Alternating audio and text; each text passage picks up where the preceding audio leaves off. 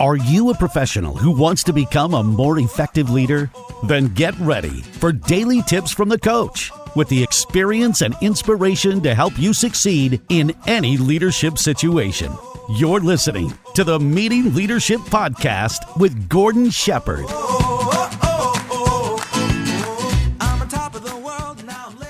Welcome to another episode of the Meeting Leadership Podcast, where we help professionals just like you build your leadership skills and learn how to run outstanding meetings.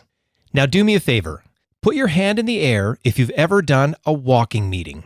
Now, when I ask people at conferences to do this very thing, I can tell you there's not too many hands that go up. But the hands that do are from the people who have experienced this, and it's their enthusiasm along with some really practical tips that I want to pass along to you today in this episode called 5 Ways to Do Profitable Walking Meetings. Now, when I say walking meeting, that is literally what I mean. I mean, get up, get out of the office, get away from that boardroom, and start to get moving. And I think you're going to see a really unique approach to allow you to be more creative and more productive when you get together.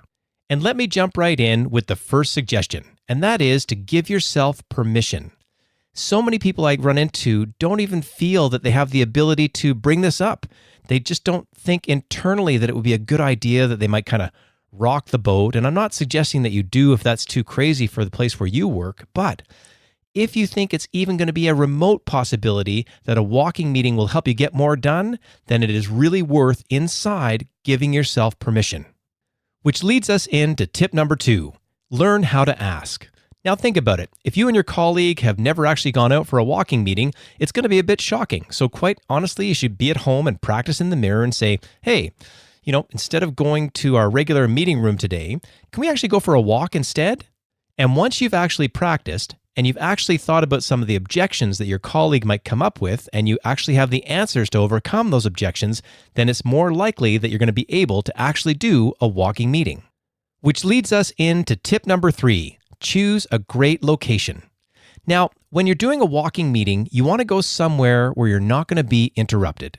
So if you're in a busy downtown setting, for example, you know that if you just step outside the office, you're actually going to be walking kind of block by block and getting stopped by those traffic lights. Well, that in fact, it interrupts the flow of the dialogue that you're having during the walking meeting. So if you really want your walking meeting to be successful, make the extra effort to get to a park or get somewhere where you know you're not going to be interrupted, and that will really help the overall flow of ideas.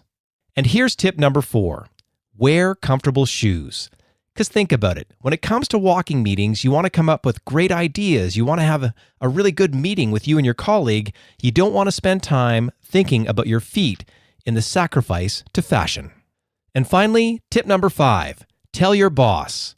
Now, after you've gone out with your colleague, you've had a great meeting, you've come up with all kinds of great ideas, and you've solved all kinds of problems, go back to your boss and tell them about how this walking meeting was such a huge success. And who knows, maybe your boss will try it too, or maybe someone else will be inspired to do it with their colleague. And maybe you can start to talk about the fact that people like Albert Einstein used to take walks to come up with great ideas too. And let me take a moment to recap the 5 ways to do profitable walking meetings. Number 1, give yourself permission. Number 2, learn how to ask. Number 3, choose a great location. Number 4, wear comfortable shoes. Number 5, tell your boss how productive it was so you can all do it again. And I can't wait to hear from the people who listened to this episode, took a chance, put on their runners, took a walking meeting, got way more productive and way more done, and changed the culture in the place that they work. And now I'd like to let you know that this episode of the Meeting Leadership Podcast is brought to you by the Meeting Leadership Academy. If you want great options for live training, for online training, to grow your leadership skills and learn how to run outstanding meetings, then visit meetingleadershipinc.com/academy to learn more. And as always, thanks for listening, and we'll see you tomorrow on the Meeting Leadership Podcast.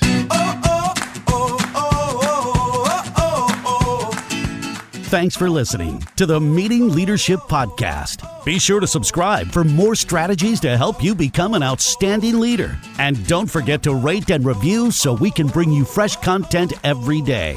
We'll see you tomorrow, right here on the Meeting Leadership Podcast. I'm on top of the world, now I'm living. close to the